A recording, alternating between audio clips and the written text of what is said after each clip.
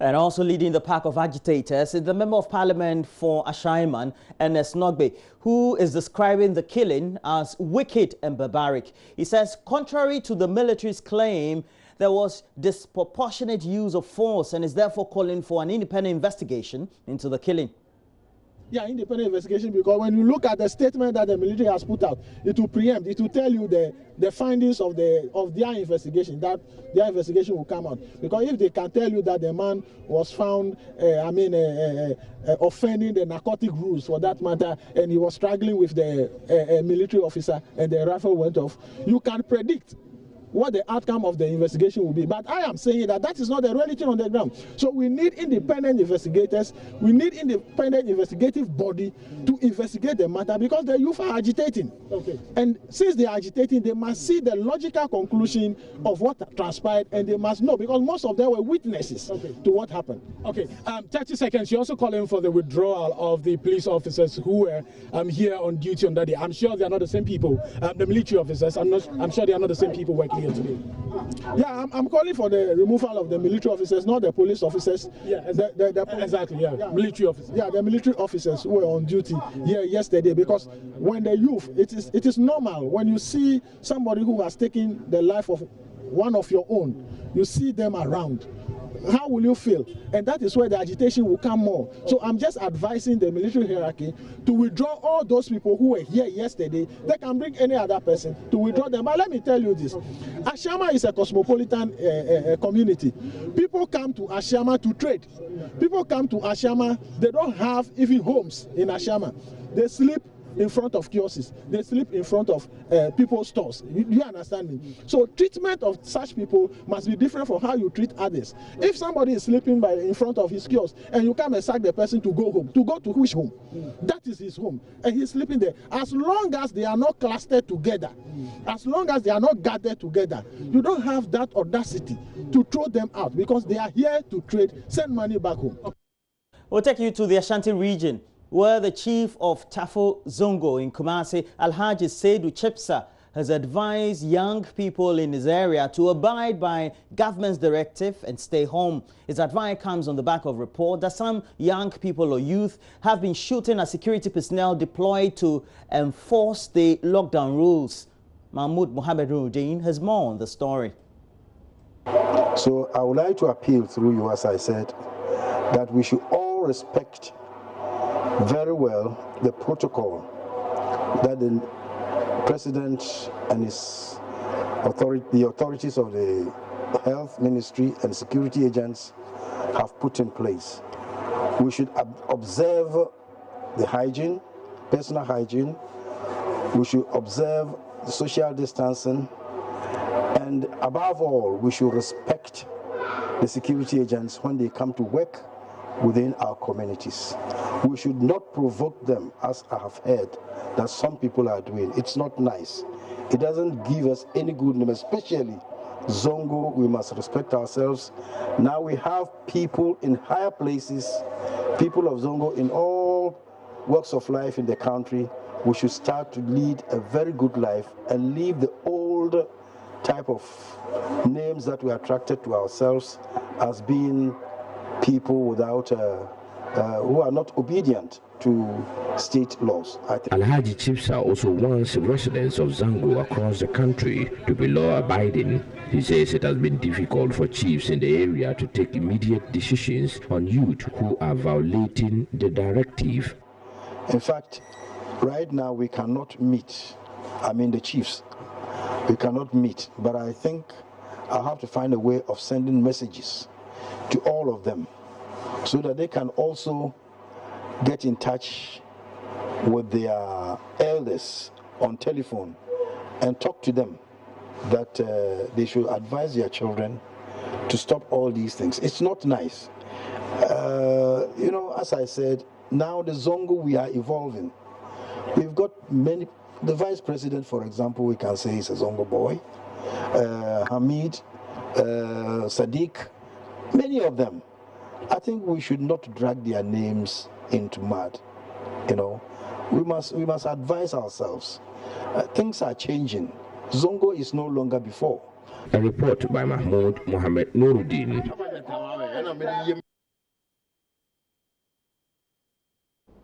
The Tafo Pankrono Police Divisional Command says it has arrested at least 10 residents who currently are before court for defying lockdown rules.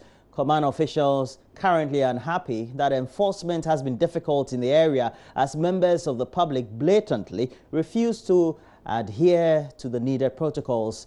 The command has, as a result, intensified education to get residents in the area bound by measures for the ongoing lockdown. Joy News Mahmoud Muhammad Nuruddin again with the next update. Both uniform and plainclothes personnel have been deployed to work with the military to enforce government's directive. Checkpoints have been mounted to ensure compliance by commercial vehicles and prevent intercity travels. Divisional Commander ACP Ano Ahin speaks about events so far. I cannot give you the exact figure, but at least no more than 10. Sorry, not less than 10. Because the first day I myself arrested about 3 people. No, one of them was on motorbike with a pull-on rider, which is not supposed to be so. So that guy was arrested. And then I arrested 2 other guys who were just roaming aimlessly. So they also arrested and brought to the station. Apart from that, my patrol team also arrested a number of people. So I believe there are not less than 10 people who have been arrested, and we're going to put them before courts. For the public, my advice is that they should heed the directive given by the president. Because now people are complaining about this partial lockdown. It's for the benefit of all of us. Stay at home. If you stay at home, your chances of getting the virus is very slim. But if you move around, then you are exposing yourself to danger, to the virus. So my advice to them is that they should stay at home. They shouldn't come out. Because if they should come out, at the end of the 14 days, if it should turn out that the number is still going up, then it means that we'll still be forced to what? President will add, because at the end of the 14 days, he's going to review it. Meanwhile, the command has taken delivery of food items from a philanthropist in support of its work. Sheikh Mohammed Redwan is the benefactor. That's why we are trying to go home to home, all where the people are. We are going to go there and give them the food to stay at home. So we have a telephone line putting on Alpha Radio all over the Kumasi metropolitan. Everybody like food to eat because he want to stay at home. We have all our cars, motorbike, and police are cooperating with us, taking the food to them. So since the lockdown starts, that is what we are doing. And we are going to continue that up to 14th to see whether it will be lifted or we are going forward. But ACP Ahin commended the donor for the gesture. Normally, we don't even have time to go out and do our shopping. So this kind of gesture is going to help our personnel. We're going to distribute to them, and I hope it's going to help them, for them to get the necessary strength, energy to conduct their businesses. how are the people? The announcement of reliefs by the president, Nana Addo Dankwa Akufo-Addo, has triggered a wide range of reactions, from words of praise to the popping of champagne. Fifi Kumsin has more in the following report.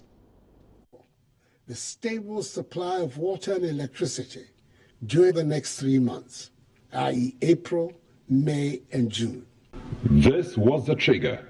Soon after the announcement, Twitter started buzzing with praise for the president.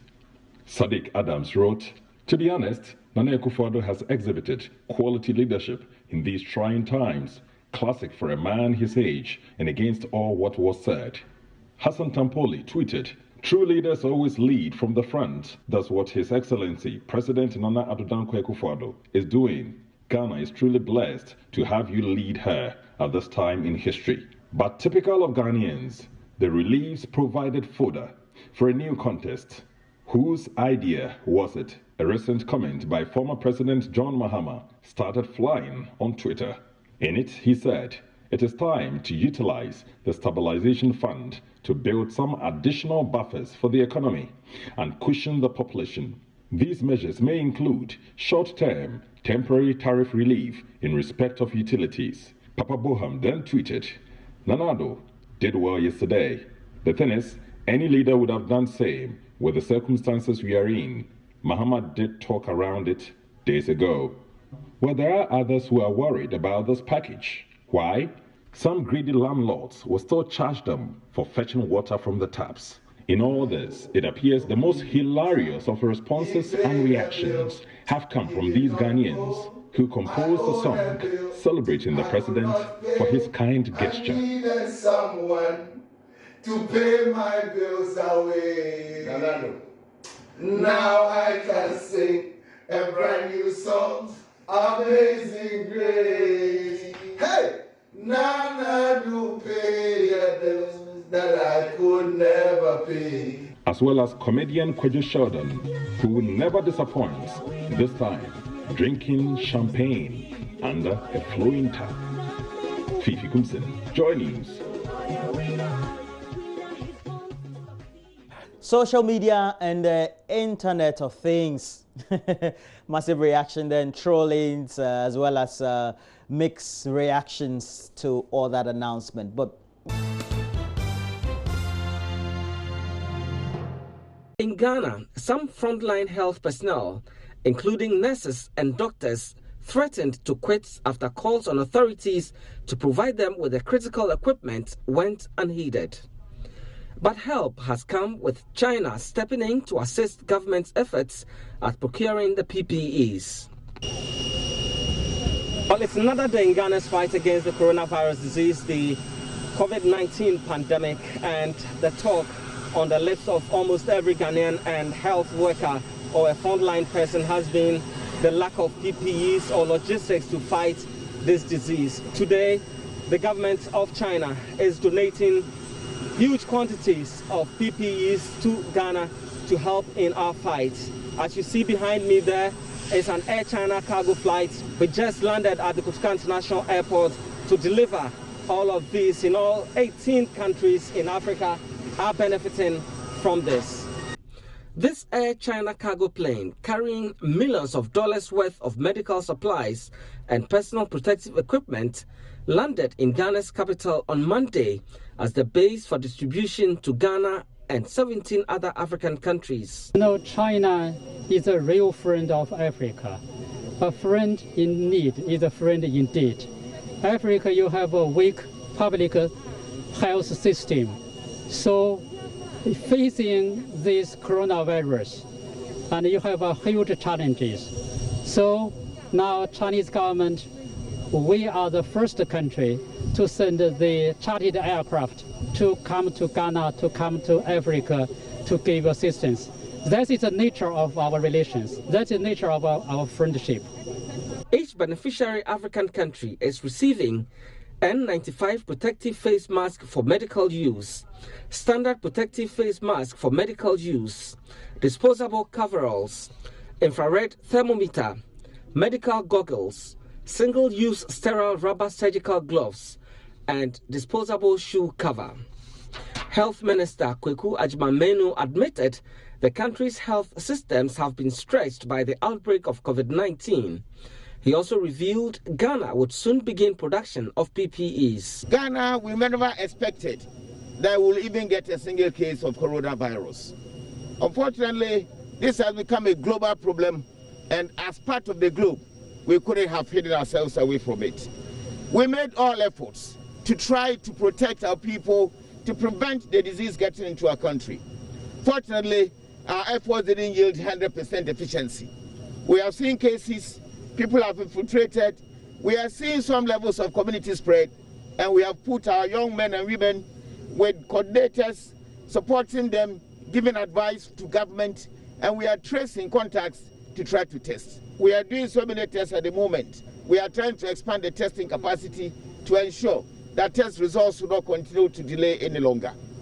We are very grateful to the People's Republic of China for this gesture, not only to Ghana, but other West African countries. We never had stocks for emergency response when the problem started, but government has tried to do a lot to try to put in protective equipment, especially for our health workers, for other people who are working in the front line. As we moved on, it is becoming more clear that we may need to all of us begin to wear some of these masks for protection. We are continuing to try to develop some of these equipments for protection in country, and soon we will see government efforts also coming. By the end of the week, about 5 companies that we have selected will start sewing some of these coveralls, the protective masks, and all that we need will be able to be provided in our country.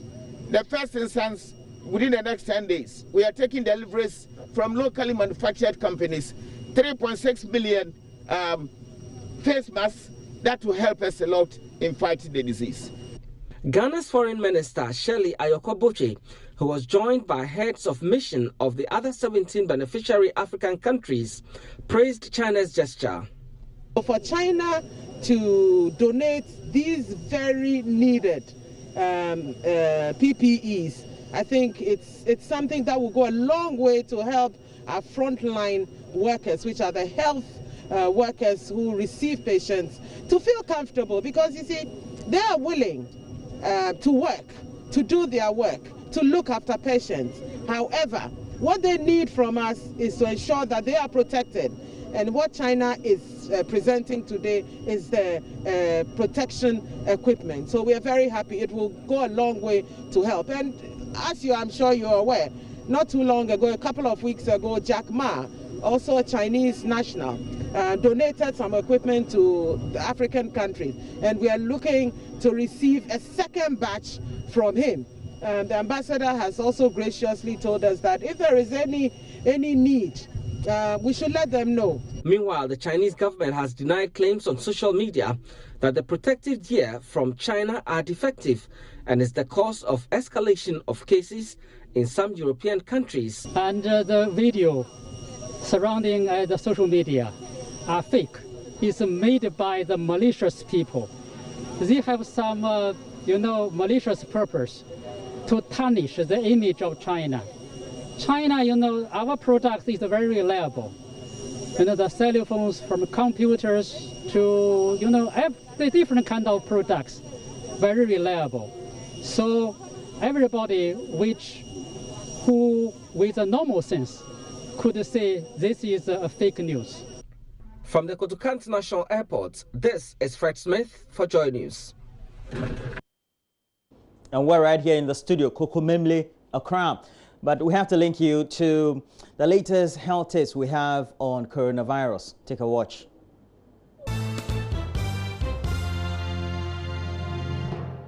As with all the related issues on coronavirus, we have scanty time to read hard copies, newspapers, but we do have some dedicated, if not loyal ones, always in the studio, and it's always the most circulated.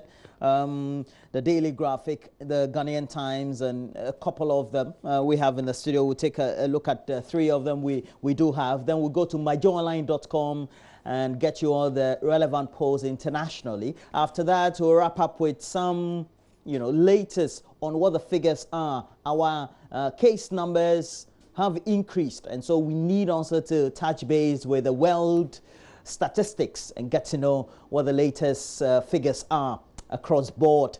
But let's start with the Daily Graphic. Has on the front page that story that Fred Smith brought to you. Great compilation, and that was from our head of the health desk, Fred Smith, bringing to us that. So it's well captured also on the front page of the Daily Graphic, and it says China sends in COVID-19 supplies. That's on page 11 of the paper. It has captured, and the captions read, on the right, Mr. Xia Xinjing, who is the economic counselor of the Chinese embassy right here in Ghana, briefing the foreign minister, Shirley Ayokoboche, Minister of Foreign Affairs, of course, and Kweku Agyeman-Manu, the Minister of Health, is also inserted in that picture. But also there is the Chinese ambassador, Shi Chengwang, and they did the handing over. A well-received ceremony.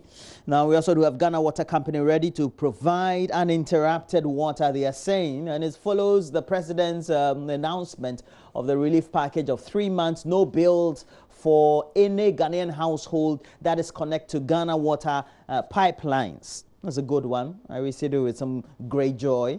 At least it means that can use water without having any hunch or trepidation about the bills I'm going to pay at the end of the month. That's money kept in my pocket, literally. Banks also cut interest rates. They're donating 10 million Ghana cedis towards the COVID-19 fund. And the fight is on. Mortuaries, though, could see congestion.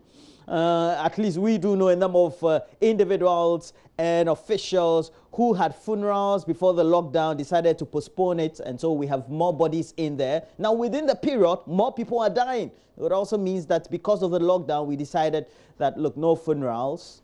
So we're going to wait and see how they pile up. We're going to find what the numbers are ultimately.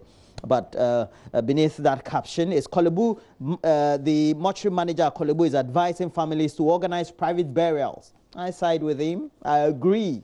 Concurring. So that's it. On the back page of the Daily Graphic, the Ministry of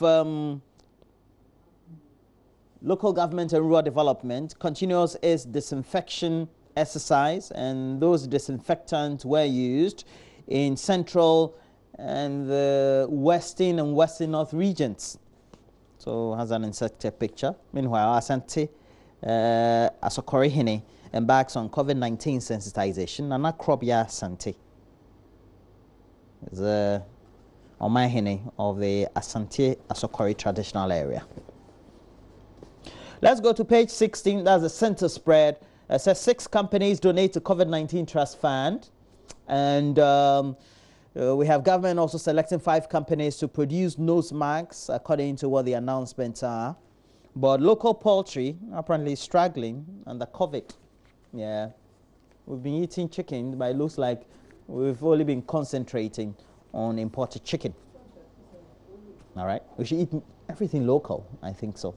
This COVID fight has shown us that we need to produce things ourselves because we do have the capacity. Now let's go to the Ghanaian Times. The Ghanaian Times has the front page story.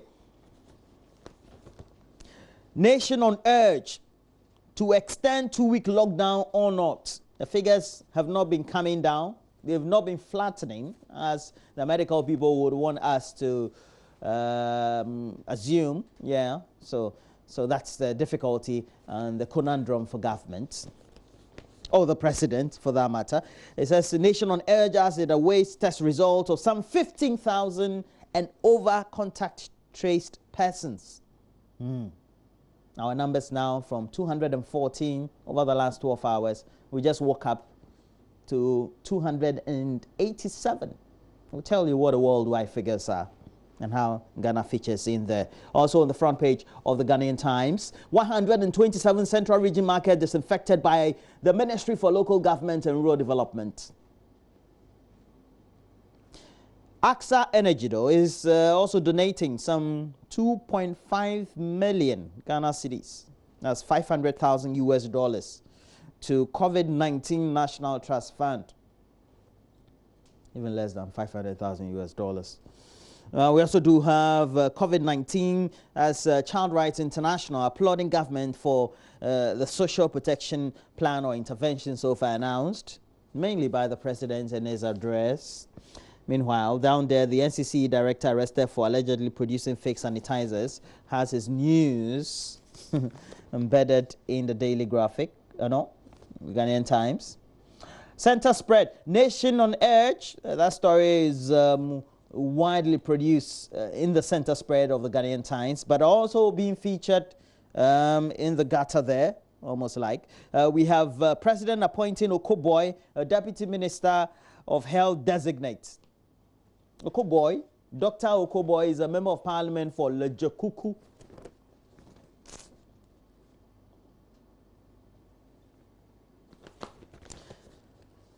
Okay, so that'll make it, that'll be it for the newspapers for now. Let me do a last one. The last one I have, the New Crusading Guide. So we have the New Crusading Guide, has on the front page. So the New Crusading Guide has on the front page, Chinese, they have donated to Ghana. And so the New Crusading Guide will give you all the latest.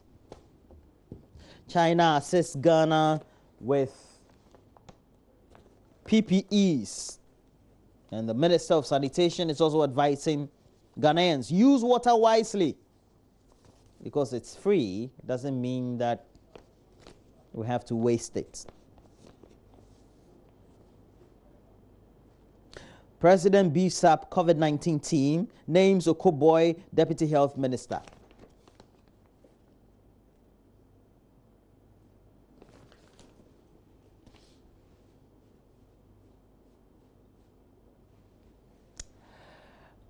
We'll take you to myjoyonline.com and let's get the latest update of great news, all published, aggregated, as I like using, on the homepage, as well as all the relevant sections of the best news portal you can find ever in Ghana. And straight away, let's tell you what's the latest update. Coronavirus cases in Ghana sharply rise to 287, it says. Heritage Fund will not solve Ghana's problems if spent today. ASAP deplores Finance Minister's proposal. Says not. Not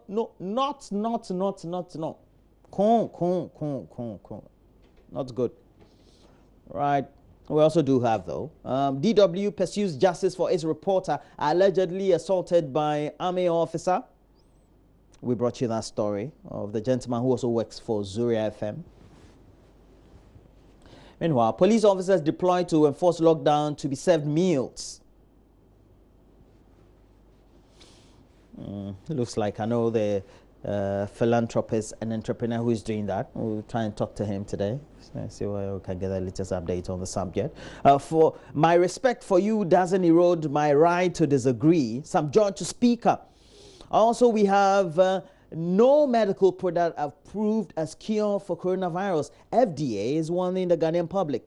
On the side, the UK Prime Minister, Boris Johnson, is in intensive care after contracting coronavirus. I contracted it about a week or two ago, and just over the last 48 hours, moved to intensive care.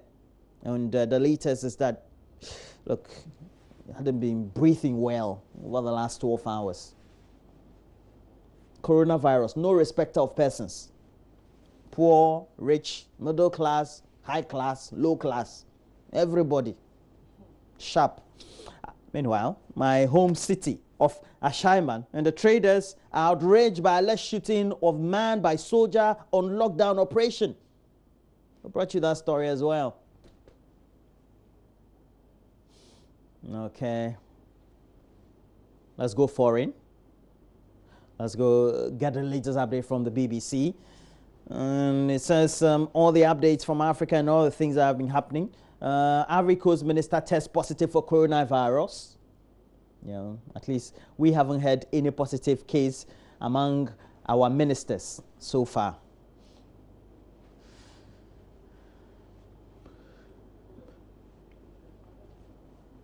So let's go up. Meanwhile, while coronavirus is infecting, evading, and there's a massive invasion of coronavirus, militants also are killing 20 Malian soldiers in an army-based attack. The BBC is reporting. And the military in Mali says more than 20 soldiers have been killed by suspected jihadists in the northern city of Gao. People in the area said the militants drove around their villages in cars and on motorbikes before attacking the army base as it happened. Ghana's coronavirus cases rise sharply. Let's increase. Let's increase. Let's go up. We know the case. We know the case. We're used to Ghana news, so we'll bring you all the latest right here. We don't have to go to the BBC for Ghana cases. Moroccans without marks in public risk jail terms. Talking about all that, that's why I have the marks. I think I have to show you my marks today.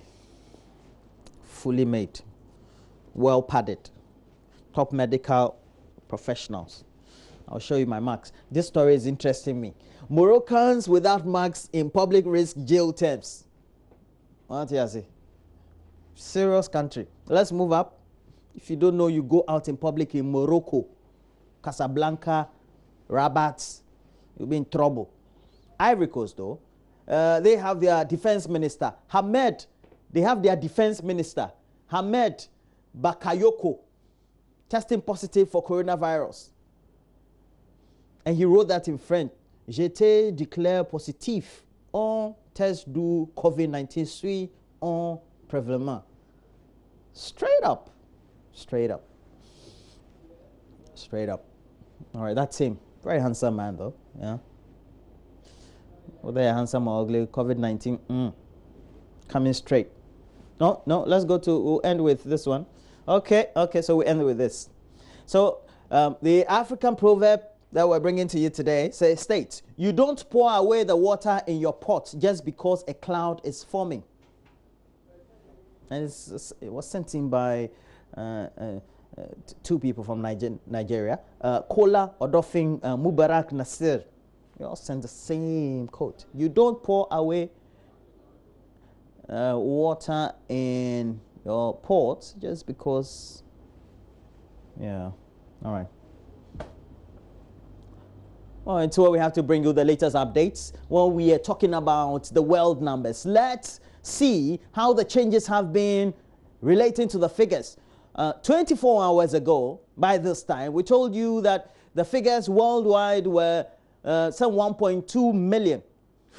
We have 100,000 more. Just think about it. We have a population in the world of in excess 7 billion. So if we have 100,000 of them contracting the disease within 24 hours, we should be worried. Yeah, that is why we are worried, aren't we? So this is the picture. All the reds you are seeing are the cases in all the various subcontinents. Okay, so let's go down. All right. United States of America is still leading, highest number of cases. So you see lots of the red. Okay, it's okay, it's okay, it's okay, it's okay, it's okay. Now we have Chicago, Detroit, New York. Now they're becoming Miami, Virginia, North Carolina, Atlanta, Georgia as a state, Florida, Houston, Texas, Dallas, Oklahoma. I mean, everywhere in the United States. More so, we have Seattle, we have San Francisco, Los Angeles, where they make the best movies in the world. And Denver, Colorado, Utah, Idaho is also there. Charlie, you see how I'm mentioning the names all through Hollywood films. Wow. And the deaths so far out of these cases of some 1.3 million, 74,000. You can say they pale, but you know, losing critical human resource is a concern for any government of the world. And that's why our president has been at the forefront of trying to combat this with the team that they have. And that's a very commendable initiative so far undertaken. In the United States, they have 10,000 deaths. They're climbing to 11,000.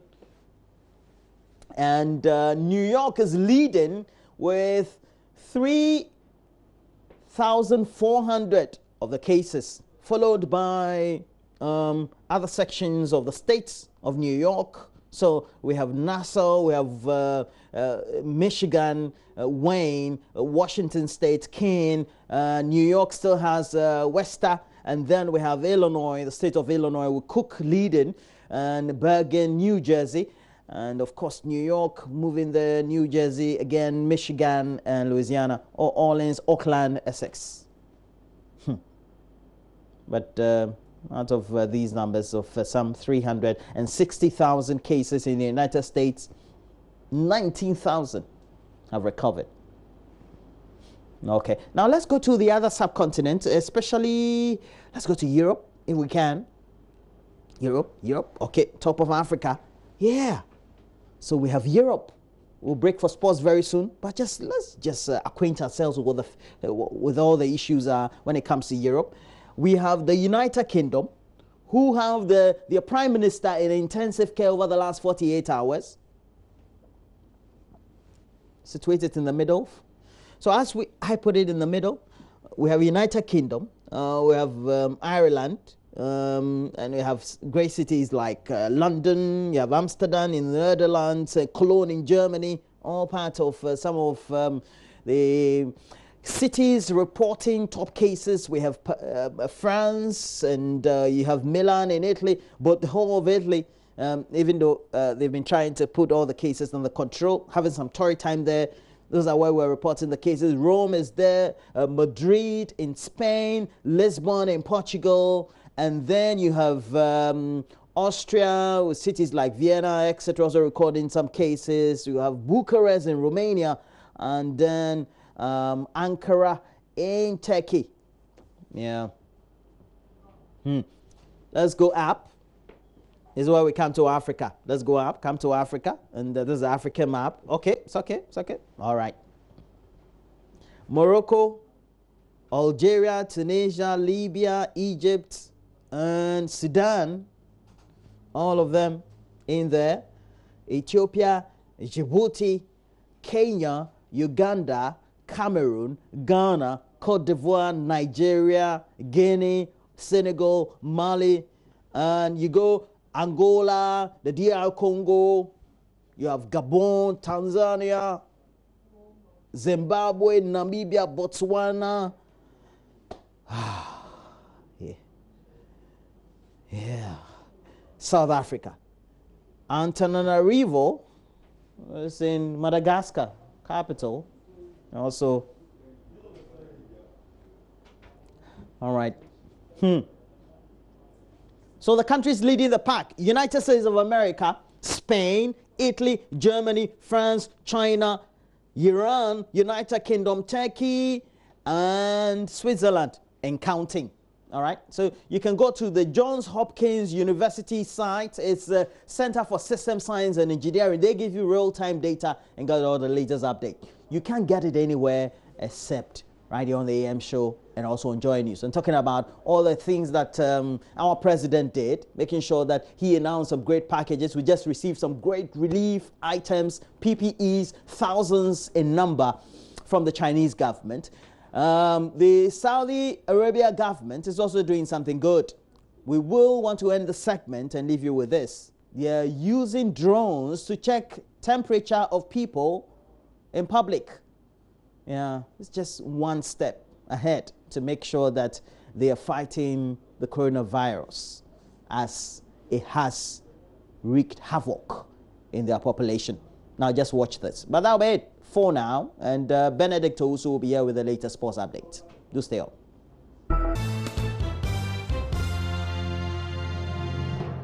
It's time to talk sports here on AM Show. My name is Benedict Owusu. We'll go into our stories, and Black Stars said Coach Siki Akono is reported to have signed a 2-year deal and will be paid $25,000 as monthly salary. Now, this was disclosed by Kofi Asare Brakon, who is a spokesperson and personal assistant to the Sports Minister, that's Isaac Esiama. He was on our show on our Doom TV on Saturday. Well, Coach Akono was appointed in January but was not given a contract engaging his services to lead the Black Stars. And Joy Sports reported last month that the coach had gone 2 months without salary. Still, on Coach Siki Akono, he has lauded his former boss, Kwesi Appiah, for getting him into the national team. Now, Siki assisted Coach Appiah in his last 2 games before leaving the role, and for Siki, he will continue to respect Coach Appiah for choosing him.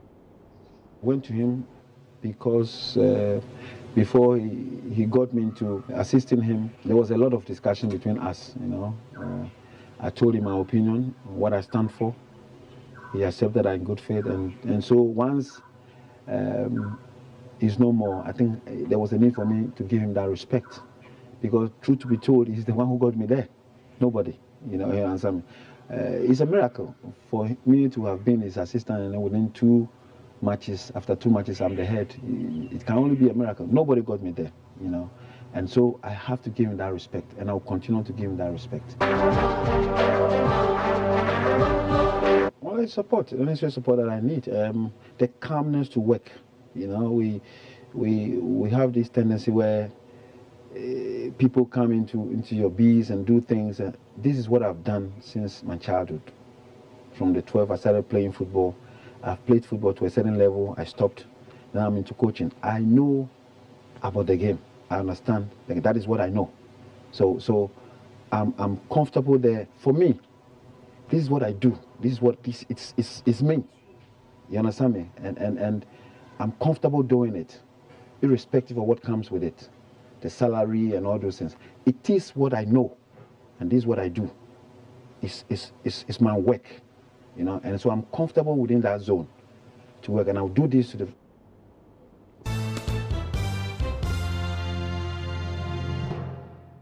And you will know that our case count has increased over the last 12 hours. I'm sure that by the time you went to bed, you knew that when you were going to wake up, you will see an increment of some 287, and that's the number.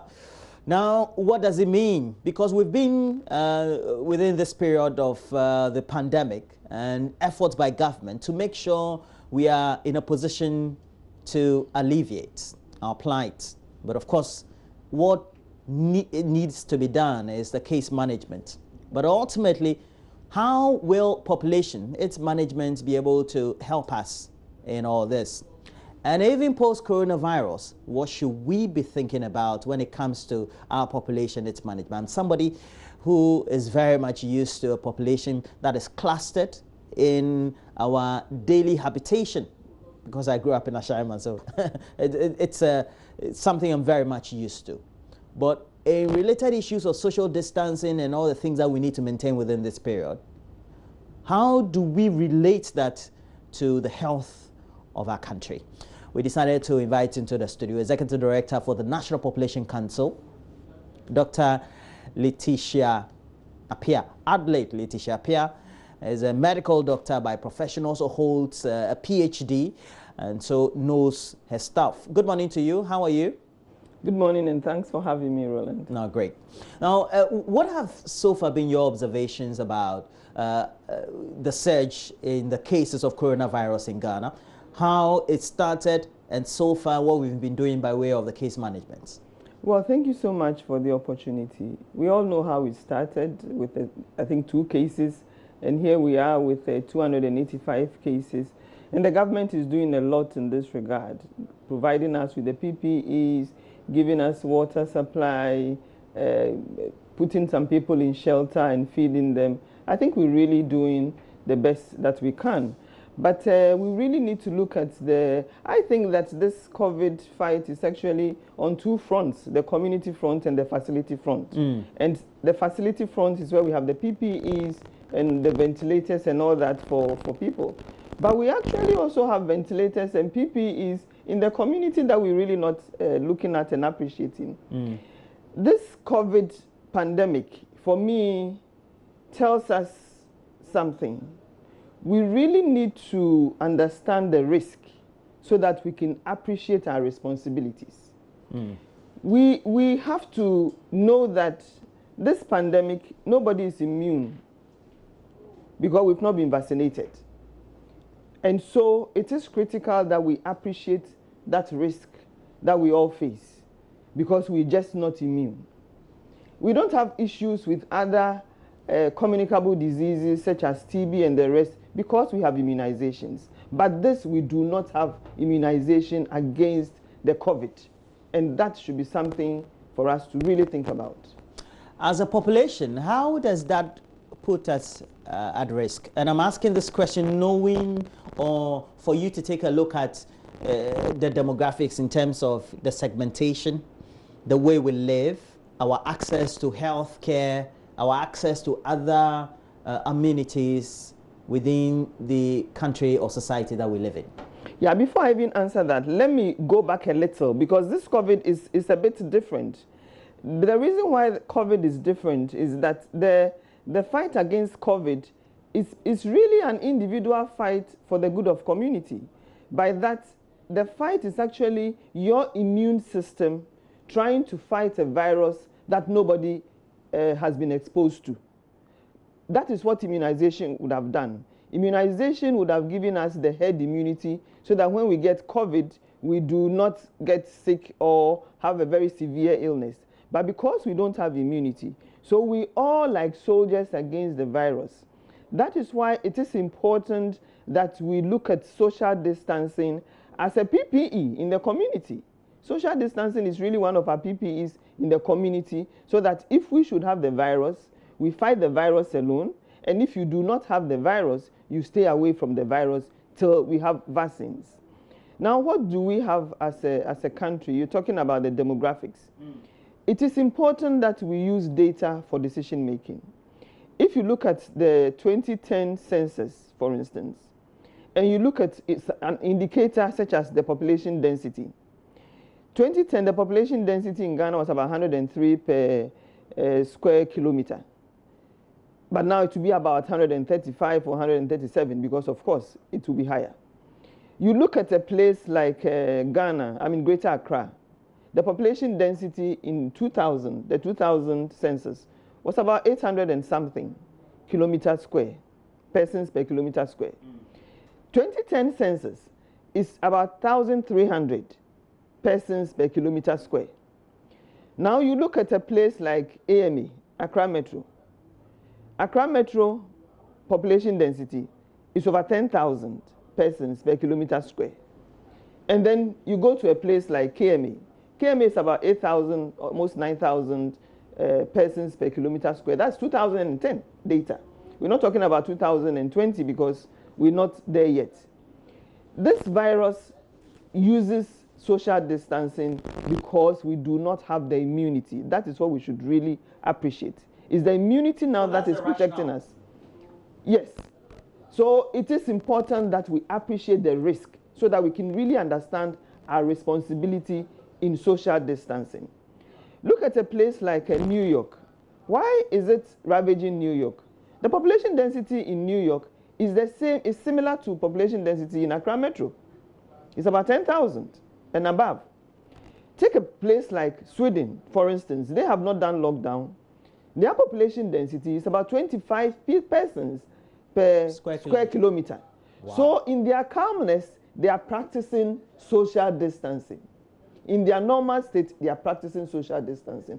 And that is closest, what we have closest in Ghana is Upper West, where the population density is about 35 persons per kilometer square. So those indicators are not just indicators that Statistical Service just collects for collecting sick, but it should guide us in our planning.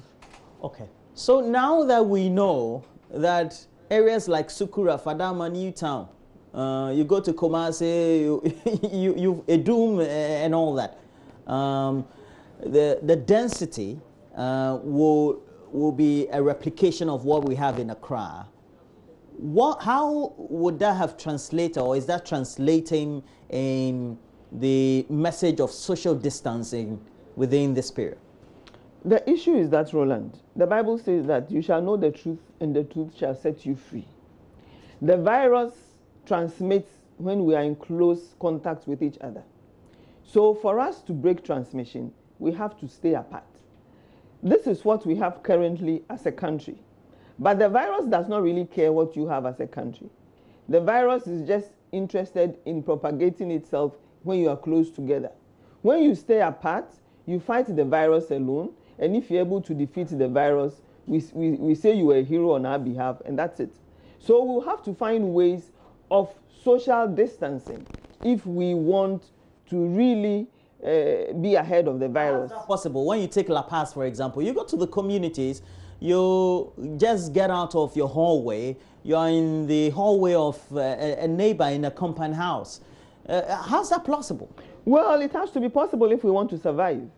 If we really want to survive as a community, as a nation, then that should be possible. And that is why we have to be creative. And that's why we have to think probably outside the box. You know, we have the military, they go for camping, and they can go for camping for weeks. How do they do that? We have NADMO in terms of emergency, and this is emergency. So how do we help ourselves to disperse? We have empty spaces, we have big churches, we have schools, we have parks. So for some time, how do we disperse so that the virus bends itself out?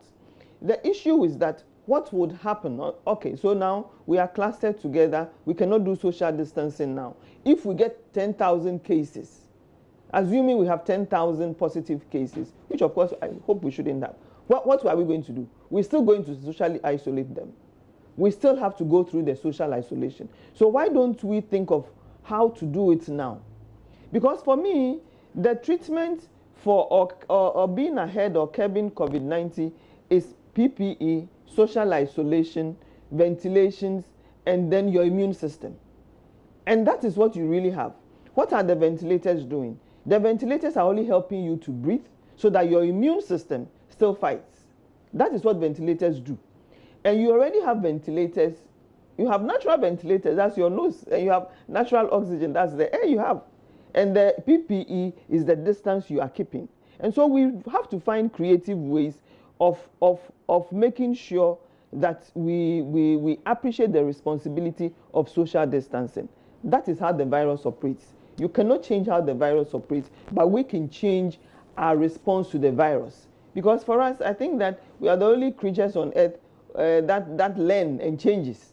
Viruses don't change, trees don't change, but human beings should change so that we can survive. So we have to really focus on the social distancing. Social distancing is really the mainstay of the COVID. Look at it. They are asking us to social distance in the community on our own. Mm-hmm. Then if you get the virus and you have symptoms, you go to the facility, and in the facility, you're still in isolation, which is still social distancing away from people. And when you become critically ill and they take you to ICU, they still do social distancing there because the health workers will wear the PPEs, and then you are just with your ventilator or your oxygen. So social distancing you cannot really run away from. It's not just in the community, but the whole leg of COVID treatment is social distancing. Social distancing, oxygen or ventilators, and then your immune system. Just these three is what you rely on. If you take a look at what currently is transpiring under the lockdown, we have pushed everybody from the streets and we're all in our homes.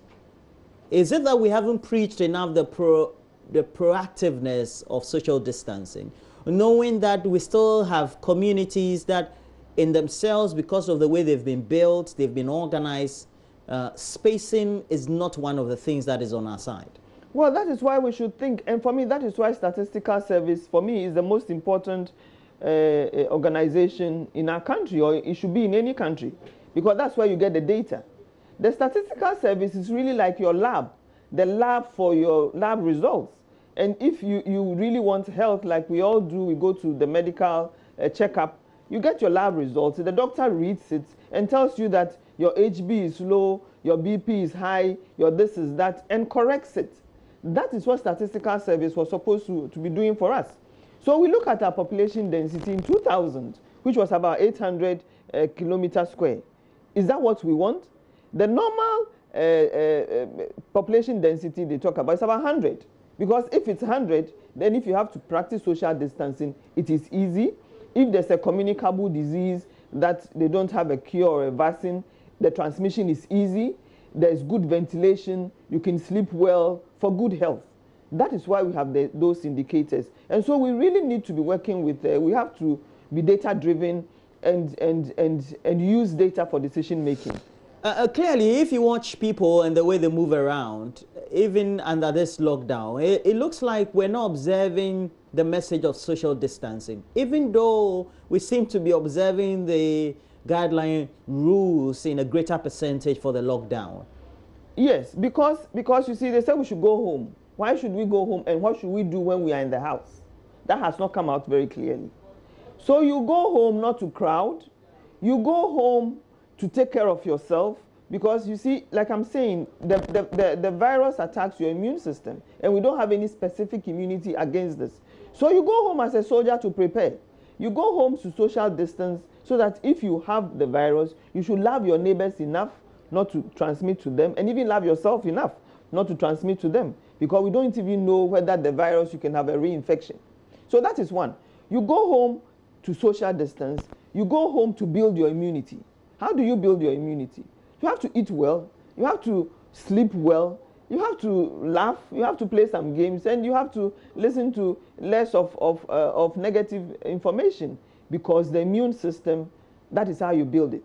So you have to build your immune system, you have to do the social distancing at home, and we should all understand the risk that we have.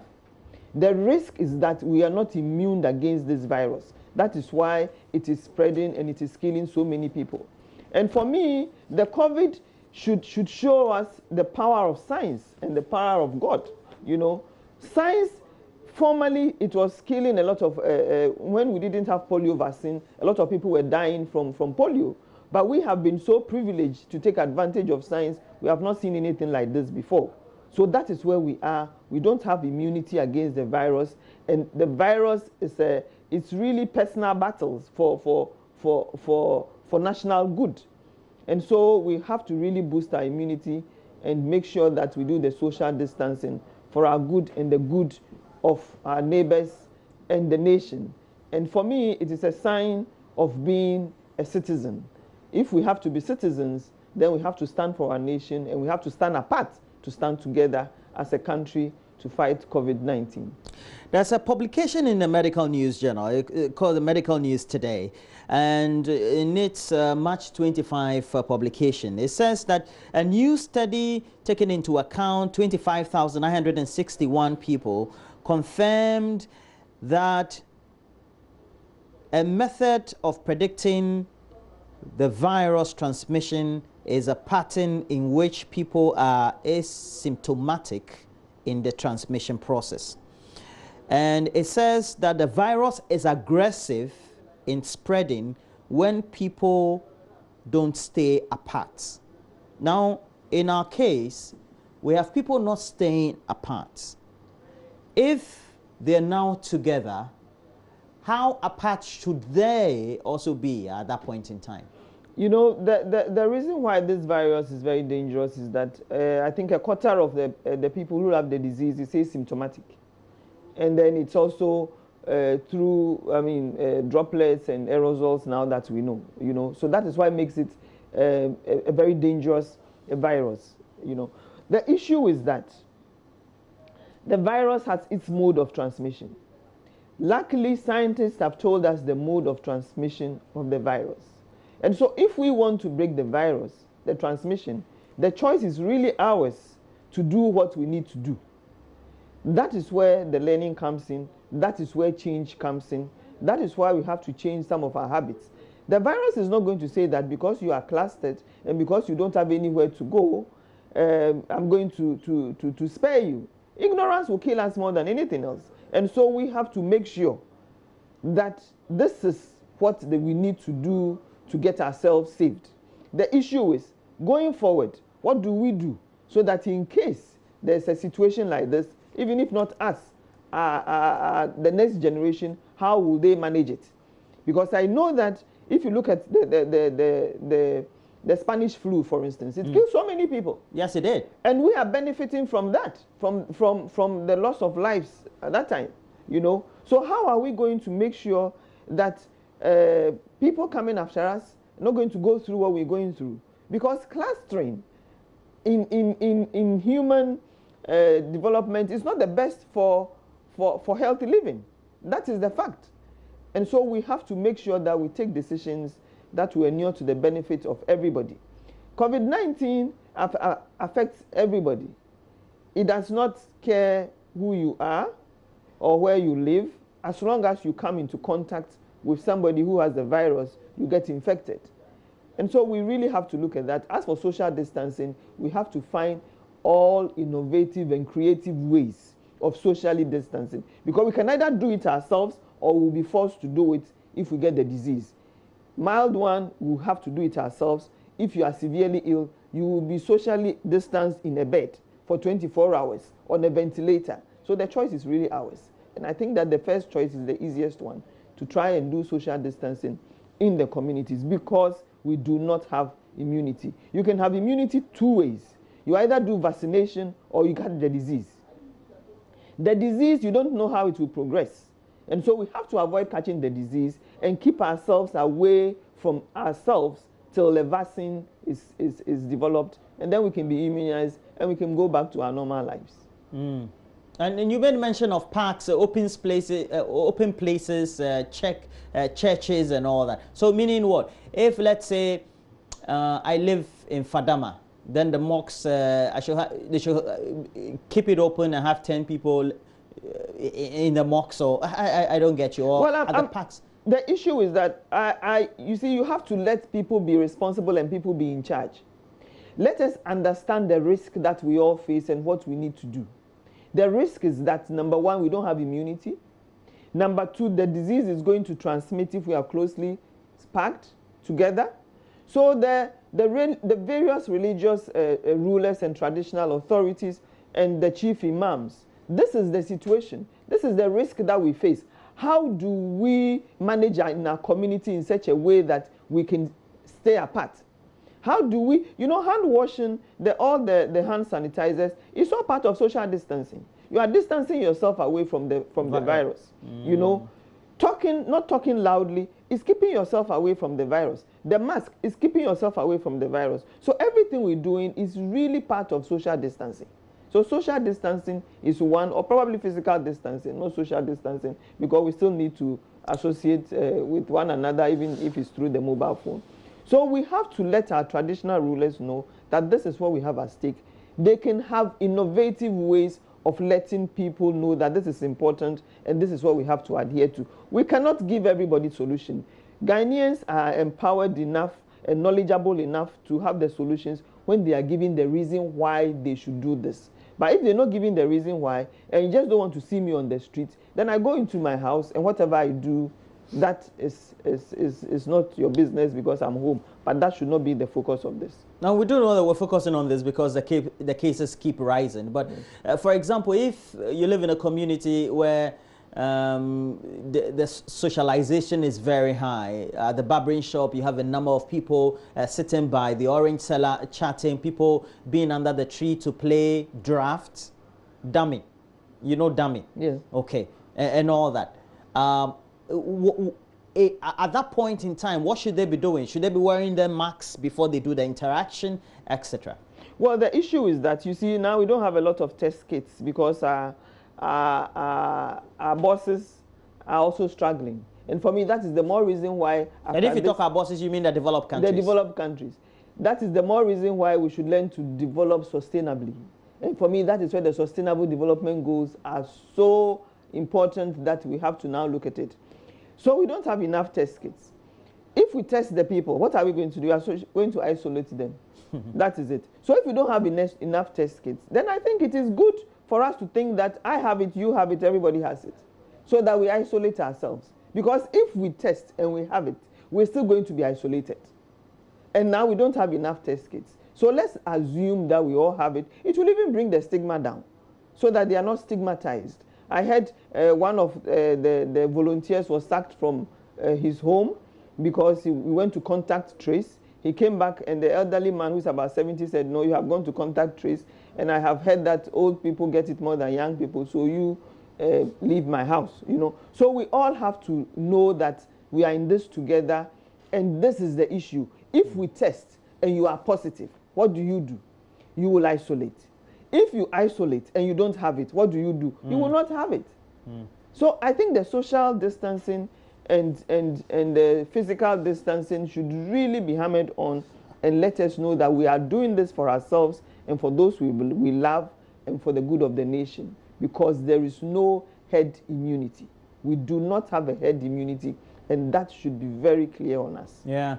Prior to this, we'd had SARS, H1N1, and all of them. Now, going forward, we're tackling this, and such advice from your outfit, for example, and you also will come in handy. But going forward, how then is population planning and the data that we acquire from it should be integral in the health of the population and managing the healthcare of the country? Yeah, thank you so much. You see, the Bible talks about you don't know when the end days are coming, so you have to be prepared all the time. Now, COVID has come, and it's really depending on our immune system that we have built prior to this to help us fight. So it is important that we take the quality of life of individuals as very important and as the most important commodity in the country. Now, our education is down, our economy is down, it's just health. So we have to appreciate the fact that health is the most important and the necessary precondition to everything. So, yes, the numbers, but the quality of life should be our paramount. We should not just have children that we cannot take care of. Because if you're talking about healthy living, we have about a quarter of our children being malnourished. We have a lot of Ghanaians being stunted, which is not good for cognitive and physical development, and obviously not good for your immune system. So we should always plan, prepare, so that if we have a battle that our immune system has to fight, it will be ready to fight. If we also have a battle that our health system has to fight, then it will also stand ready to fight. We should have a development that appreciates the necessities of life. For instance, water. When you go to CNN or BBC, nobody's talking about water, because water is a commodity that is a non-negotiable commodity. Everybody has water. Everybody has toilets. And so we really have to look at that and put the human being central. We have to put the human being as the most important person in a country, and focus on our development, both physical, mental, and everything. Well, thank you for this great education, and all of us, hopefully we've picked a word or two from this, and ultimately that also will guide policymakers and all of us, because before the policy trickles down, you should have enough information to be able to make the decisions at your level. Life, as I've borrowed from Dr. Adelaide Letitia Appiah, is full of choices. It's all about choices, and the choices we make are always critical to how well we live, how healthy we live or not. Thank you very much, Executive Director, the National Population Council, Dr. Adelaide Letitia Appiah, joining us, and again drumming home the need for population, its management, and the data from it to be used in what we're managing in relation to coronavirus, the pandemic, its spread, the cases we have in our country. But look, I tell you, we're also going to have a conversation about how we need to have a better mental health in this time. When you wake up and we tell you the case numbers in Ghana have increased over a 12-hour period from 214 to 287, what do you think? It puts a lot of stress on you mentally. Now, how do you manage all that?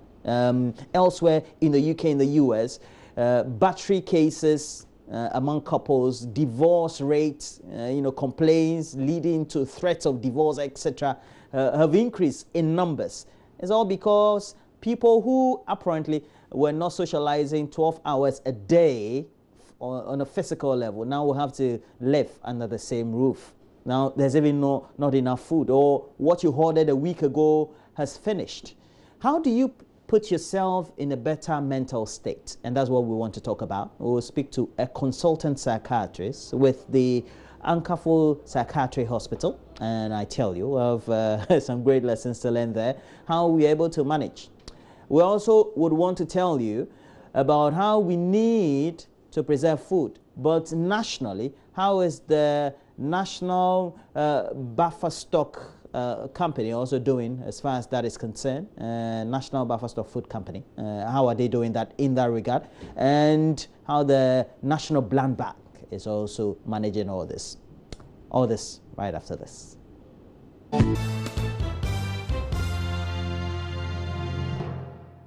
And within this period, we have to be asking the questions. Ediane, do we have enough as a country? Because we know before the lockdown, there was all this information flow about how the lockdown could affect food, etc. And so many of us went to hot food. But we've seen that once you're staying home, it means you eat more because you're bored. You're watching TV. So you keep eating. And the stock you have as a consumer is depleting. But nationally, what assurances can we get that the reliable agencies or authorities are doing what they have to do to make sure all of us are secured when it comes to food? And so we decided to bring in and have a conversation with the chief executive for the National Food Buffer Stock Company, Abdul Wahab Hanan. He's streaming into the studio. Good morning to you, Mr. Hanan. Good morning. Yeah, great. Nice having you. And the first question I'll ask is, are we safe? Do we have enough food around? Yeah, we are safe. Before I begin, let me say a very good morning to cherished listeners. We are very safe. Company like National Food Buffer, we are adequately prepared to deal with in times like this.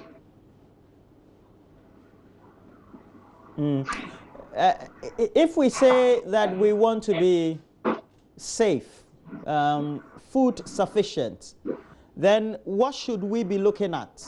And I know that your agency or your company is rightly at the forefront of this. Prior to the lockdown, there was all the rush for a lot of food, etc. When we say we are safe, what exactly are we talking about? Okay, so what I'm trying to say is that prior to lockdown, we have been going about with our activity, ensure that we buy this from our dear farmers. So we have been doing stocking of various food items into our warehouses that are every region.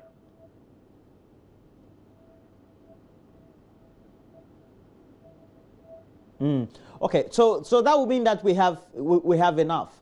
Now, how do we get food to Kumasi and Accra, knowing that those main cities are under lockdown, but they remain high food consuming areas because of the populations that they have within those cities? Okay, you know, the lockdown is a partial lockdown. What it means is that inhabitants within the affected areas have the opportunity. More than half of the go into the various markets and buy what they need. We have also come out to condemn the way and manner in which we are purchasing, doing a panic purchasing. Because the Honorable Minister of Food and Agriculture had held a press conference and assured Ghanaians that just go and buy what you need, because we have the rate at which we put into the market and quantities we buy, which is more than what we actually need at normal times, it's not really helping. Now, I'll read this to you. That is contributing to price hikes that we are experiencing. I thank God the education that we are out there getting to understand that and having confidence in us that we have enough stocks, no matter, just go and get what they need. Now, the period, and as you have also acknowledged, has seen a rise in food prices. I'm thinking logically, by related issues of economics. That also means an increased lack of access to food by a certain segment of the population, just because of pricing hikes. Is that something the National Food Buffer Stock Company is worried about? Like I said, what we are experiencing today or now is a human factor. It is not about a lack of. We have food in the system, and what we are saying is that we should just put in and buy what we need. Because people who sell these food items, looking at the number of people that comes and the quantities that they are facing, that has actually, created this panic that there's so much demand, and it's been driven by the activities of human beings. So what we are saying is that just go into the market and buy what you need, because the National Food Processor Company is adequately prepared for the short term, medium term, and long term.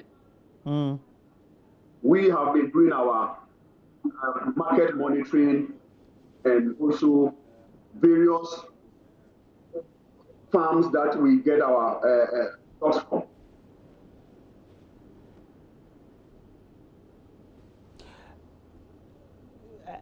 So does it mean that we don't have any food gluts, let's say at the farm gate, so to speak, where they've produced and they don't have enough off-takers? We don't have issues of food glut. Our license buying companies are working effectively with farmers. So there's no any issues of food glut. And like I said, prior to the lockdown, we have been going about with our normal activities of buying excess grains from farmers. Okay. I'll read something from the Alliance for Science, Cornell University. They put together an article, and it also mentioned Ghana and a number of African countries. And it said, because of the spread of coronavirus, it is impacting negatively on food production, the prices of produce at the farm gates, and how they could be transported to marketing centers. In relation to how the Ministry of Food and Agriculture needs to combat that, how closely do they work with you beyond the normal routine that the company would have to undertake to ensure that the calm prevails in relation to the demand that has always been there over the last week or two because of the fears prior to the lockdown?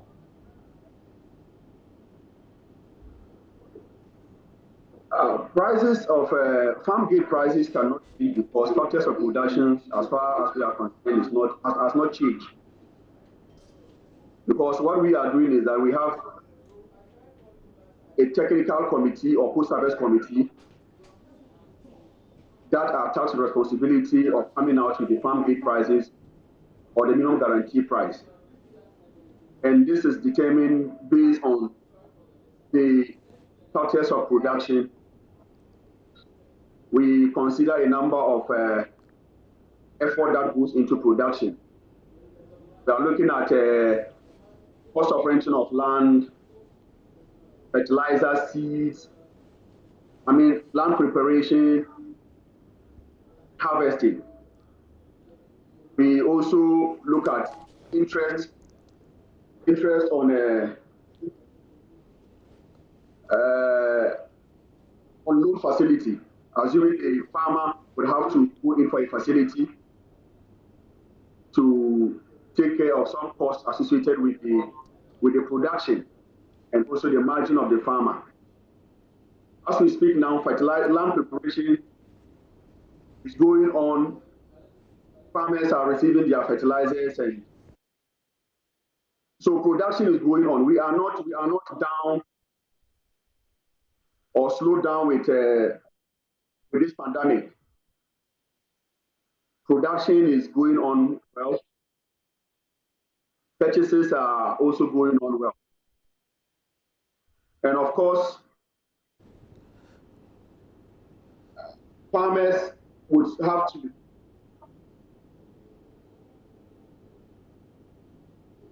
get this very important information from the technical committee when we are done with the analysis. So minimum guarantee price is determined by the crop budget analysis. What it also means is that the minimum guarantee price is a price more than the cost of production of the farmer.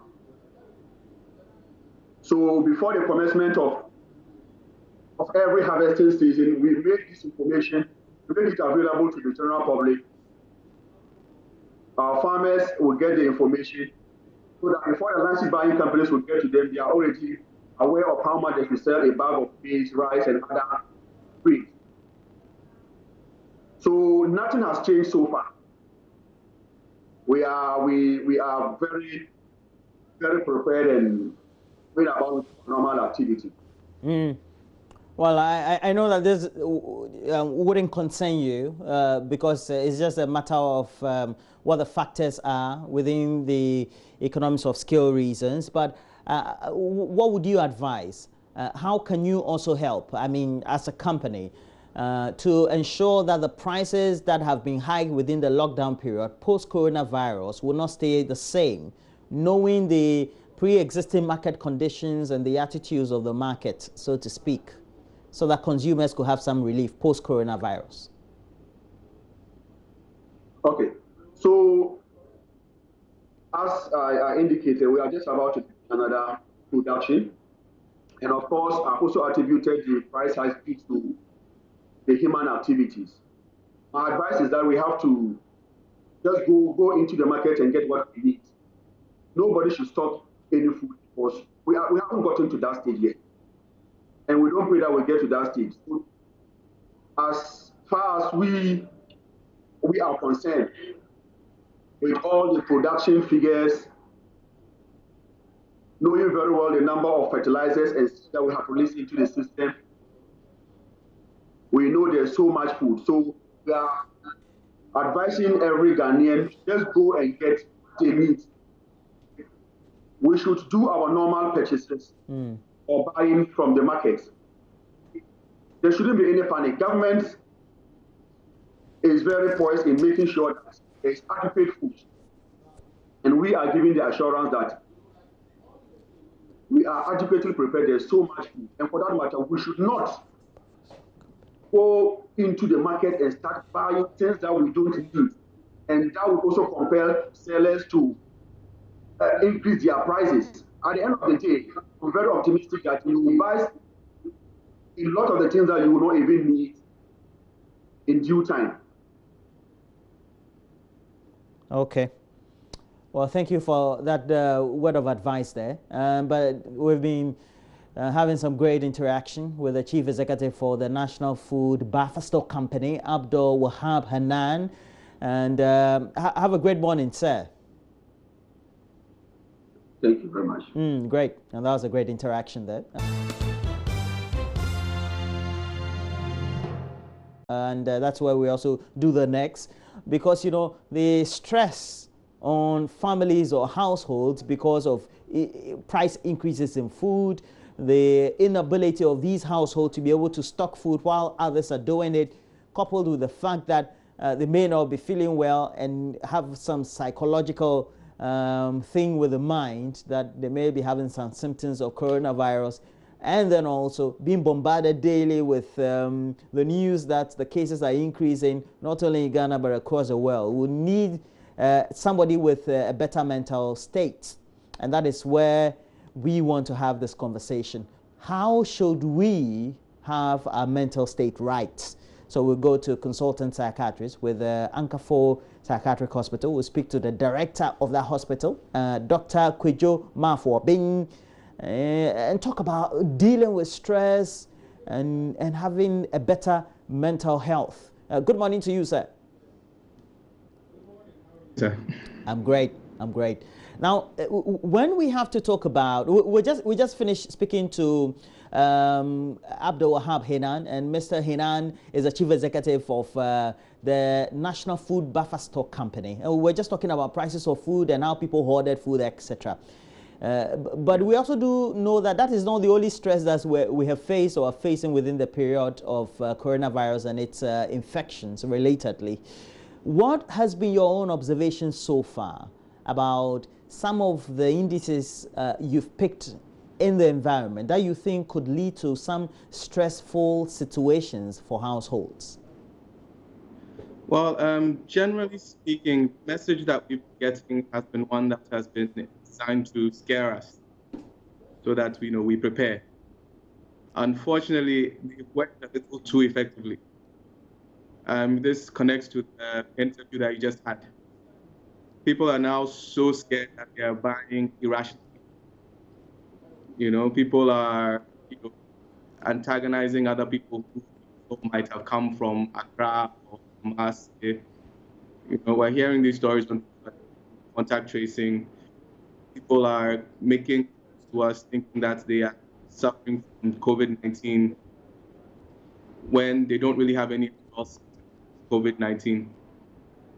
The mere fact that they've sat in the hospital before in the last month without any symptoms and panicking. So the general level of fear, although it was necessary for us to become alert, now our behaviors are now becoming counterproductive. Another example, people fleeing Accra in the 2 days before the lockdown was put into effect. It was extremely counterproductive. We understand that these people were scared, and that was the reason for doing it. So, if I have to go by my layman mind, it will mean that we those under lockdown, Accra, Tema, Kumasi, were more stressed than those living outside these areas.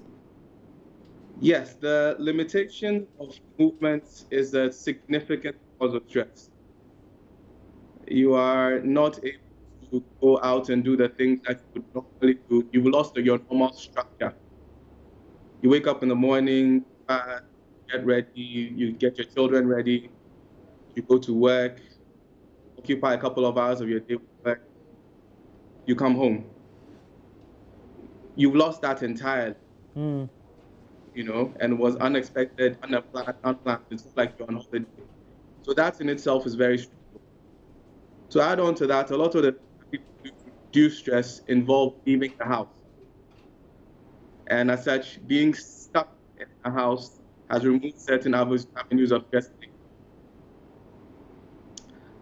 So, and then you are checking social media, checking news regularly, and being bombarded with statistics about the number of deaths rising and the number of cases rising. And most of the news you are getting is Ghana. But Italy is scaring you. America is scaring you. Spain is scaring you. But you don't know anybody from Italy, America, Spain. Yeah. In the developed world, perhaps they will have personal psychiatric doctors or experts to speak to, counselors and all that.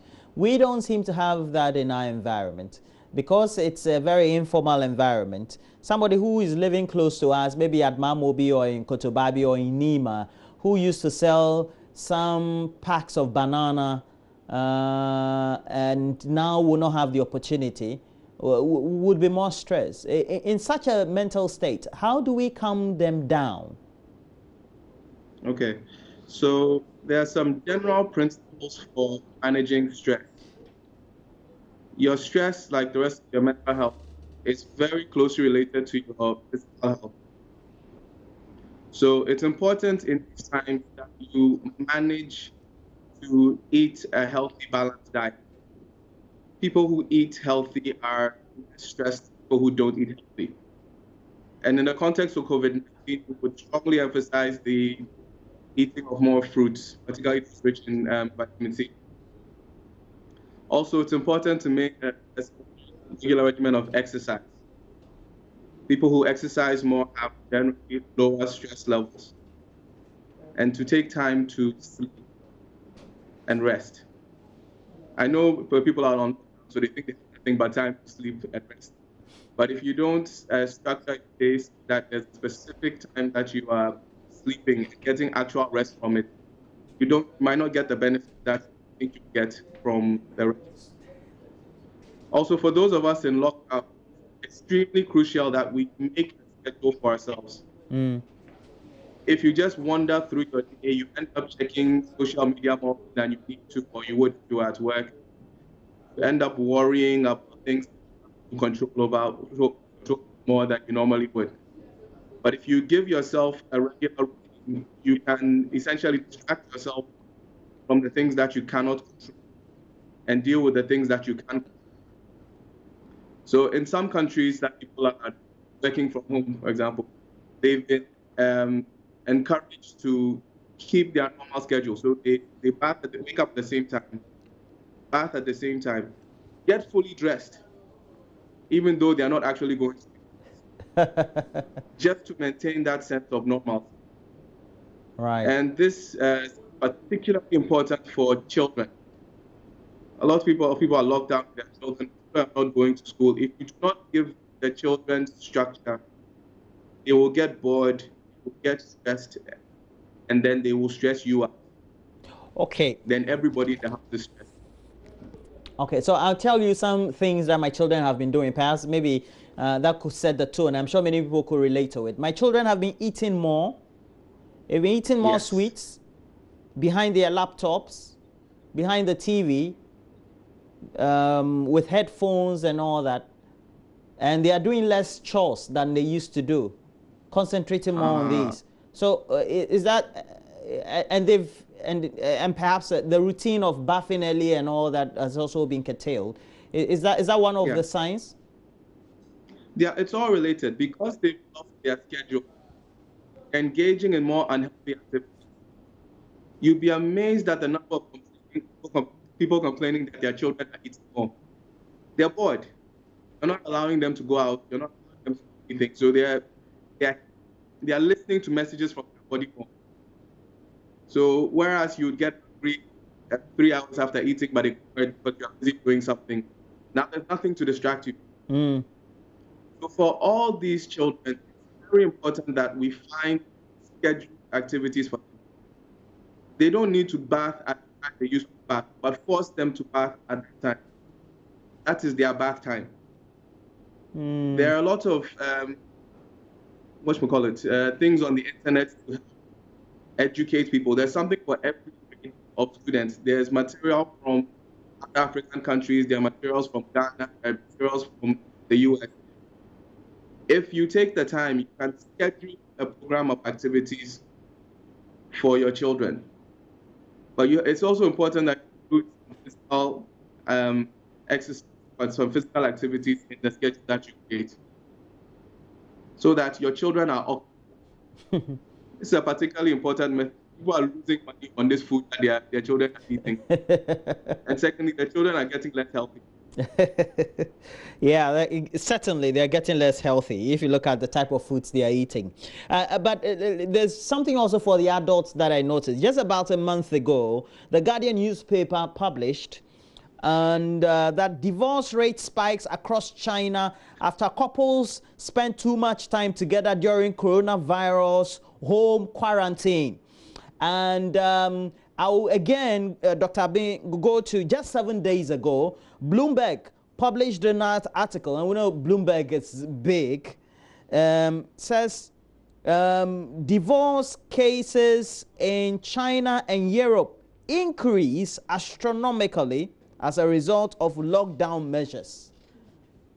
Yes. Okay, so now for our sexual health, does it mean that people who hated each other and wanted to see each other only 1 hour in a day before they go to bed are now having to face the same pot-bellied man, or maybe who that they don't want to see, or maybe an odor-filled mouthed husband, etc.? Is that the case? It cannot be ruled out entirely. But from a mental health point of view, I have to say that people there's something called displacement. You are angry, you are stressed, but you are angry because of things you can't control. You are stressed because of things that are out of your control. So you tend to project that stress, that anger on the most available convenient person. And if you are locked down at home, that convenient person becomes your spouse. You can project it to your children, but there's not much you can do about that. But your husband or your wife, then every time cases go up in Italy and people are dying and you're angry, then your husband's face becomes a bit annoying. his voice becomes a little more irritating. All his bad behavior you could tolerate before, because now you're too stressed, you can't tolerate anymore. You've lost tolerance. So it's very important that we all maintain our mental health during this time. We want to keep family together in Ghana. Look, Dr. Obeng, I've loved this conversation so far. And my last question, before I open the phone lines for all of you to contribute, and the phone lines are there, 03022116910, again 03022116910. And I just mentioned China, Europe. So maybe our viewers will think that we are excluded. The man and the woman somewhere in Fanchinico or somewhere Dominance, they are all excluded. But if you, because you're a Ghanaian, you know our environment, what could be some of the things that could be stressing couples? It's the same everywhere. You mentioned some of it. People have not been able to respond to this in an appropriate manner. So people want to hoard food. People want to hoard hand sanitizer. And the price of these things have gone up. At the same time, people are losing income because they're not able to work or their customers are not coming.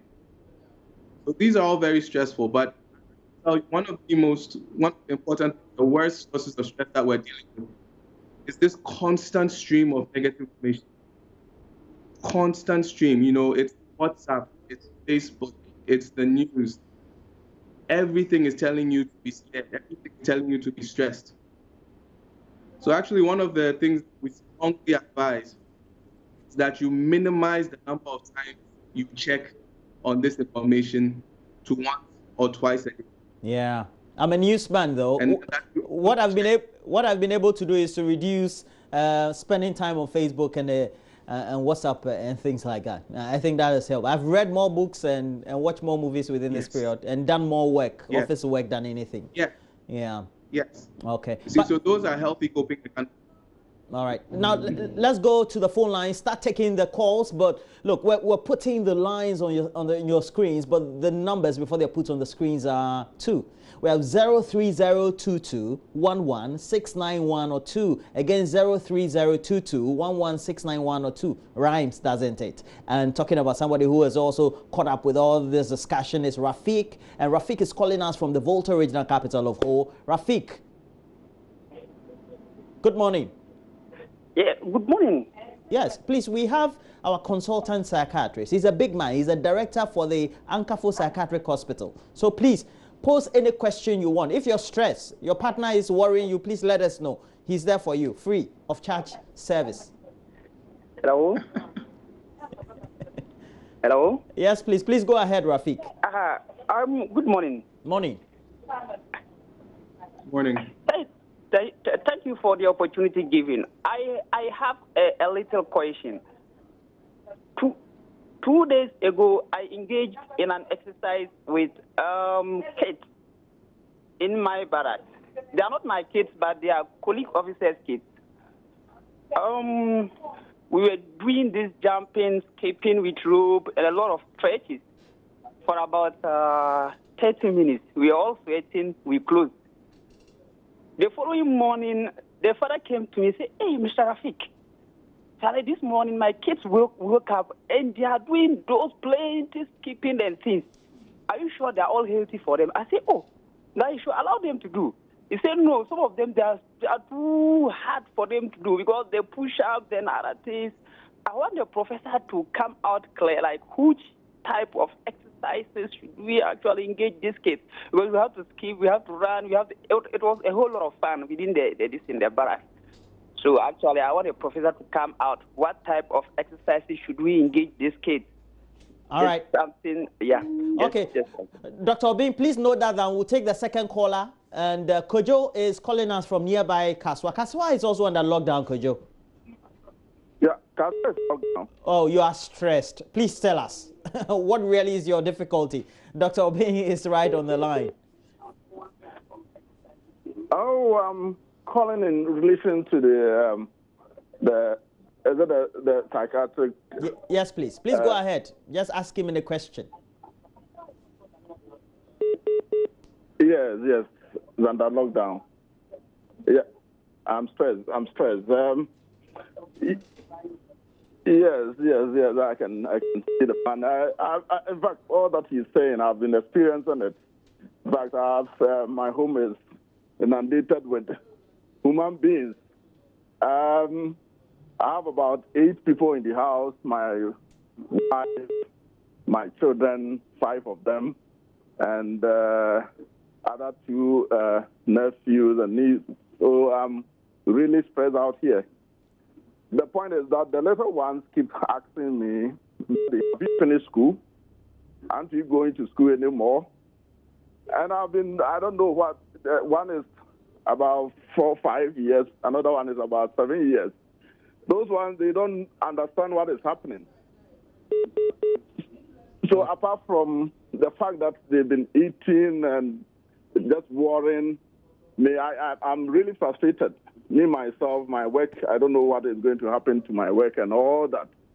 Yeah. So it's really, really a stressful situation, especially when you don't know when it's going to end. The lockdown, whether it's going to be extended, and even if it's not extended, what is in it for us?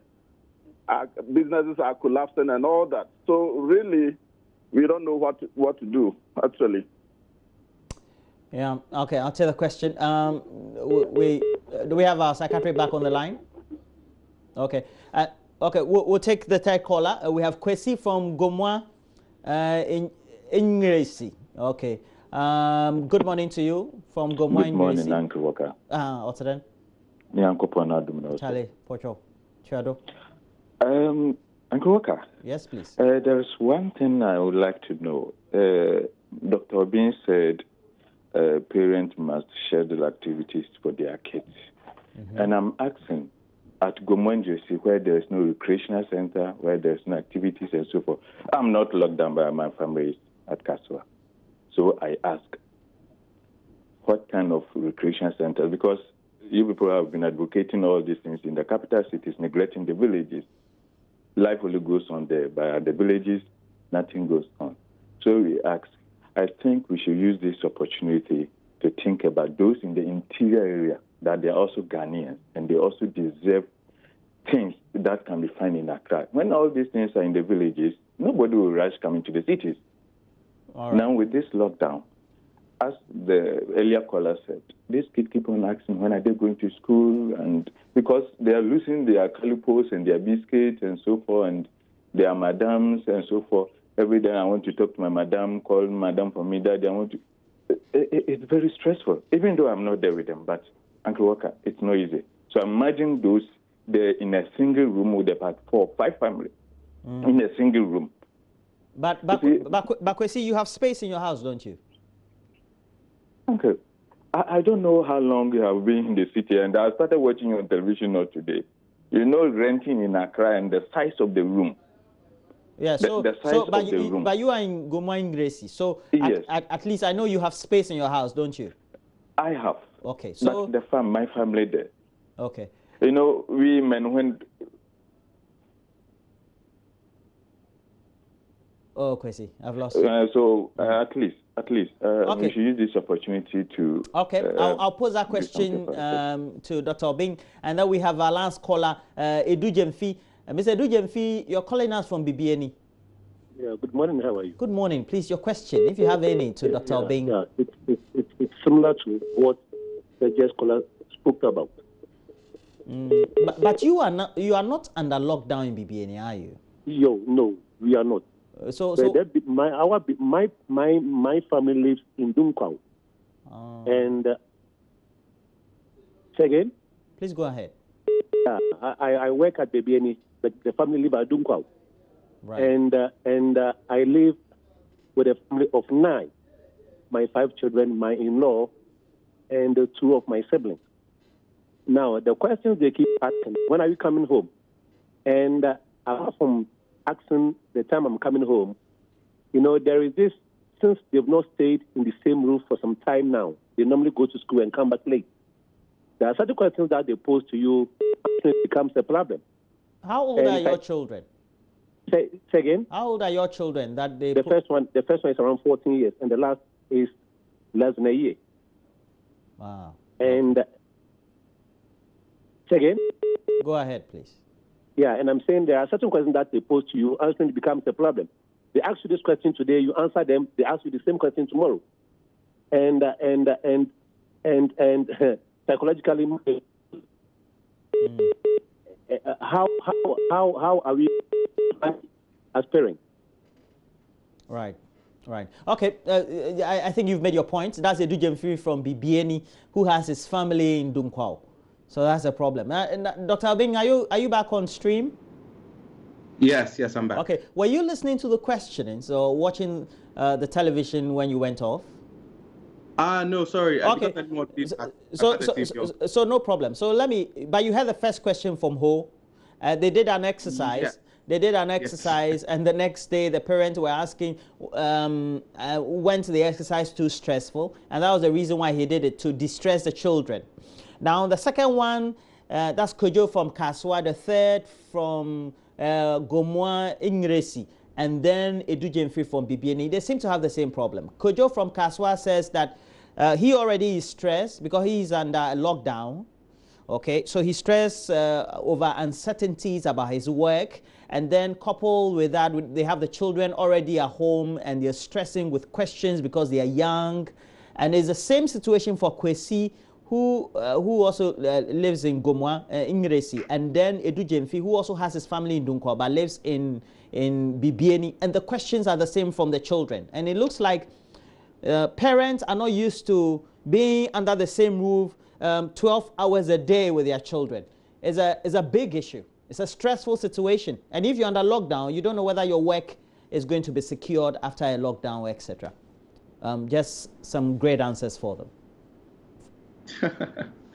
Okay, so the first one is on the exercise.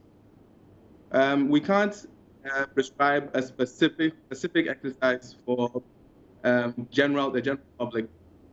It's important that everybody knows their limitations and exercises to their own capacity.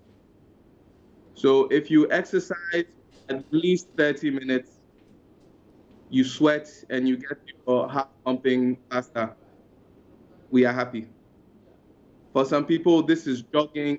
Some people, it's just walking, a brisk walk, because that is their capacity. So the important thing is to make sure that the exercise is fit for the individuals in question. In this scenario, the children didn't seem to mind, at least from the narration we had.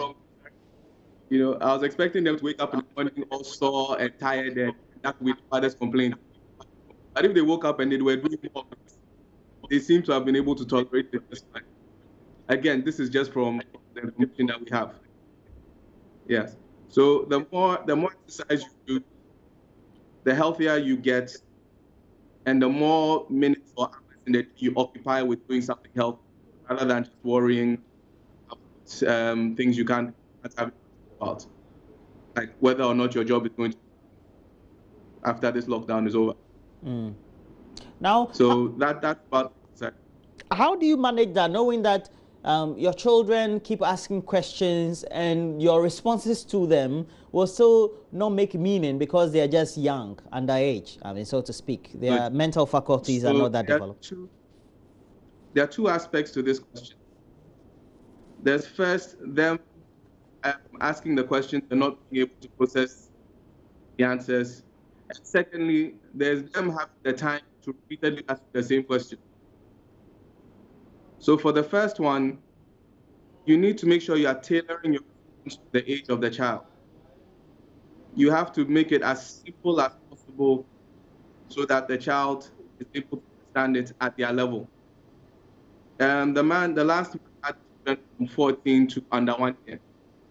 So assuming there's a 6-year-old, your answer to the 6-year-old has to be different from your answer to the 14-year-old.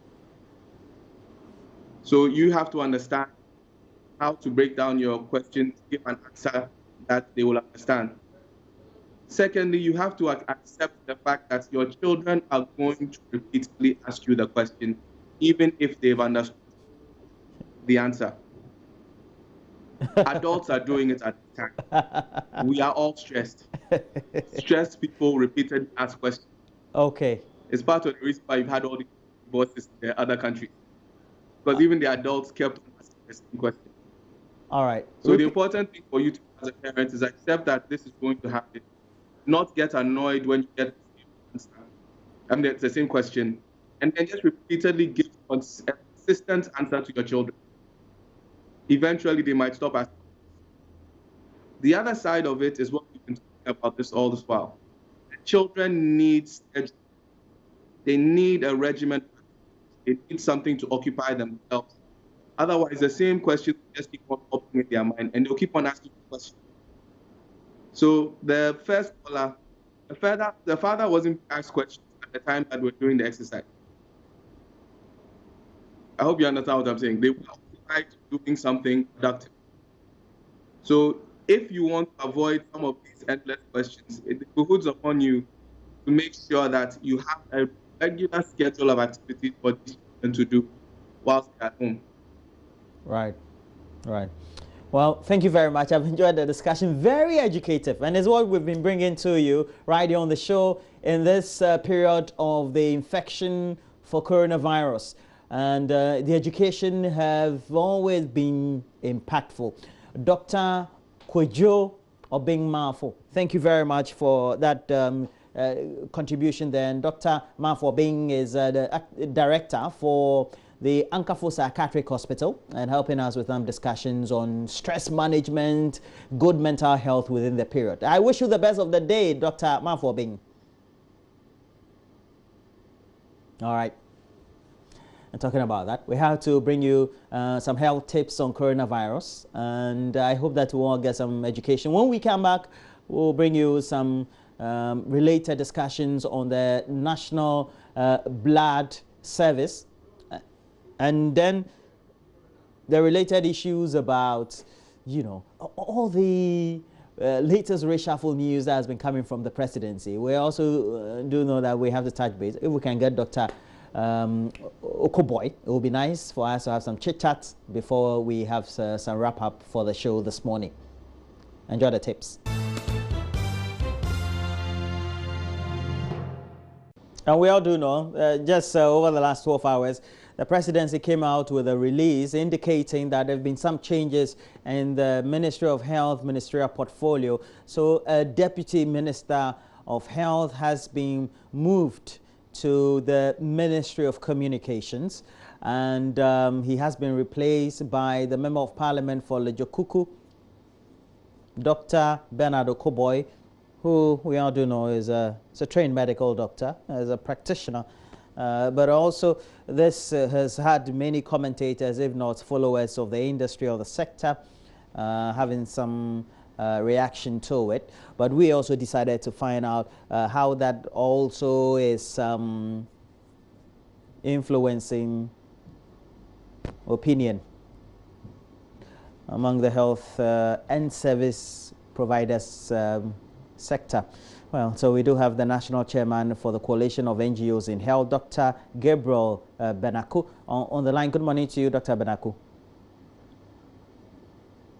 Good morning to you, Dr. Benaku. Great. We are doing well. Now, we know this news just came in the last the last 12 hours. For you operating in health, working with NGOs, etc., what does it tell you? Yeah, thank you. I think that we've been talking about the issues at the health sector, taking into recognition that we do not have a specialized person leading the health sector. And so we are happy to have heard that Dr. Onapo Okoboy is nominated to be vetted to support the Ministry of Health. We know Okoboy as an advocate in the health sector, and we rely on him to support his minister to bring some innovations and some changes in the health sector. And we are looking for three major things. One, how the Ministry of Health can use technology to promote universal access to healthcare in Ghana. Two, how we can promote social medicine. If you notice this coronavirus issue, our survey reveals that 97% of Ghanaians are depressed. They are feeling anxiety and therefore they are sick. We will need much more effort in the sector to be able to provide social medicine to largely Ghanaians.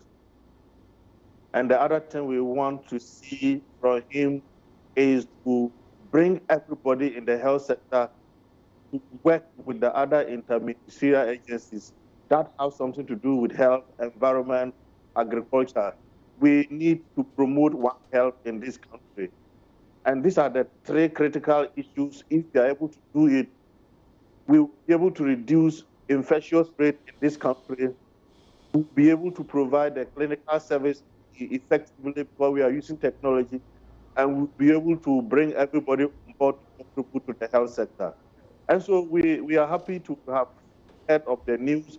We pray for him, we wish him well, and we plead with the select committee to immediately do what is expected of them so that we can have an added value to Ministry of Health.